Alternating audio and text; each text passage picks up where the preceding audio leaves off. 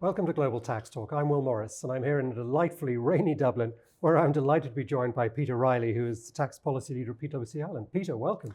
Thanks so much. Well, it doesn't rain all the time, right? as you well know, but we've had a pretty bad day today. It's great to have you here. Thanks so much. It's good to be here. Okay, so we're here in Dublin. We're recording a few days before St. Patrick's Day, when all eyes turn to Ireland. Yeah. But Ireland will soon be in the spotlight for a slightly different reason, as the country which takes over the EU presidency in July of 2026 of this year. So what are the key tax priorities that you expect Ireland to pursue during its presidency? Yeah, I mean, it's really interesting. And actually, this is something the Department of Finance themselves and the Minister for Finance came out and asked everyone about. So they actually released a consultation before Christmas saying, what do you think we should look at? I think since then, the minister himself has come out and said there's three main things they're going to look at. Reducing admin burdens on companies, simplification, obviously, and then competitiveness, okay, within the EU, which obviously links to the Draghi report. Two of those will probably fit quite nicely into the tax omnibus, right. And that's going to be a heavy lift, right?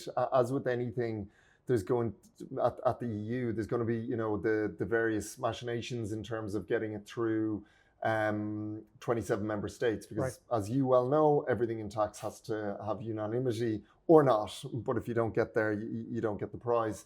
So I think that they're going to be heavily focused on, and they're going to be a lot of what Ireland in its presidency is going to try and do.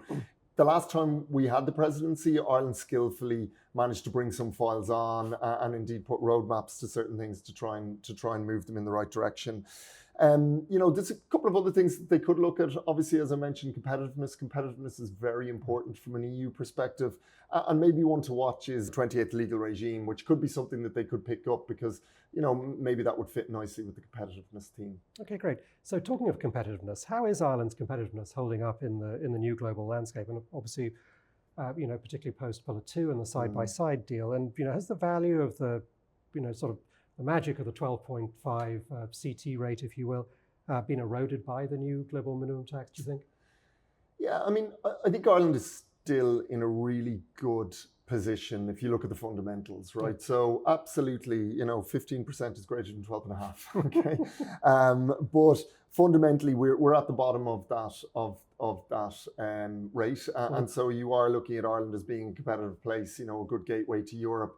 I think there's certain things that we need to do, okay? And I think that the government themselves have tried to focus on that. So they are trying to focus on kind of similar themes, looking at administrative burdens, trying to make sure that we have a best-in-class R&D regime, and then trying to simplify our regime. They've done some of that, but it's one of those, we've done some, we've a hell of a lot more to do.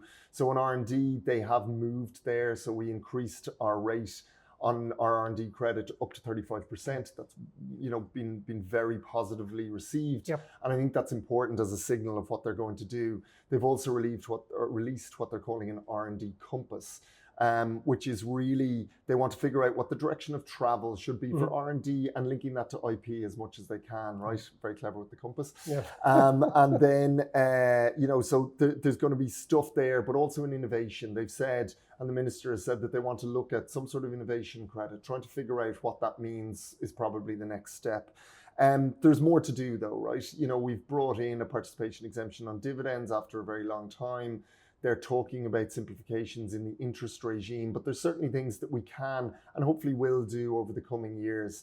And I suppose what I'd probably look for is some form of roadmap towards doing that. So what are the moonshots that we can take to ensure that Ireland remains competitive, not only for the industries that are here today, but the ones that we don't even know about tomorrow.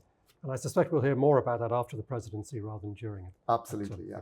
Okay, so let's turn to financial services for a moment. Obviously, Ireland is now a world leader in sectors like aviation, leasing, and also as a funds hub. So how important are the FS sectors to the Irish economy? And what more do you think Ireland could be doing from a tax and policy perspective to strengthen this and encourage greater investment activity, both at the institutional and the individual level, particularly peering into the future with, obviously challenges from AI and various other sectors? It's really interesting. I think we need to go on a journey with financial services as much as with anything Indeed. else, right? We need to go on a journey and, referring back to what I was saying a second ago, looking at what the future of that industry is going to be. Absolutely, there are going to be challenges from AI. So back office type financial service roles could be more under threat in a new AI world. Right. And so really what I think Ireland, we need to make sure that we're doing is that we're going up the food chain, okay? We're going up that value chain within financial services. We are really good at, we have expertise in, as you said, in leasing and funds, and we need to make sure that we are constantly looking at what the new and the next level within those industries is going to be to ensure that we can attract the next wave of investment. So what does that mean from a tax policy perspective within this country? I think there's open goals that we can deal with. So some of our funds regime is cumbersome, right? Where you will have greater taxation within a regime than you would if you were just outside it, which seems bizarre. And then we have some rules in relation to dry tax charges that can happen if you haven't gotten out of a regime or out of a fund after 8 years, right? So these are some things that I think we can work on. I think you also have to look at what the government have said they want to do, and then some of what's happening at an EU level, and maybe this will also come in as part of our steering of the presidency or of the EU. So when we look at one of the things that the Minister for Finance has said that he really wants to focus on is some sort of savings scheme, right? We've had one before. It won't be the same as we had before, but I think he's keen to do something around that area. That links quite well to what's happening at an EU level in terms of the Savings Investment Union. Right.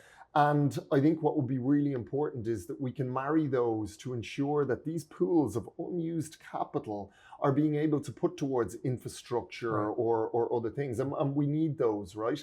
I think that's not only important for Ireland, it's important for the EU. You want to be able to, have French investors easily able to invest in funds that maybe, building out infrastructure in Ireland or elsewhere. You need that movement of capital. I think it's really important. Great. Well, Peter, thank you very much. That's, that's lots of insights there. I will look forward to being back in July to learn more about the presidency and hopefully interview you again then. So thank you very much for joining me. Can't wait to be back. Thanks, Will. You bet. And thank you for joining, and come back next time so that you stay global tax ready.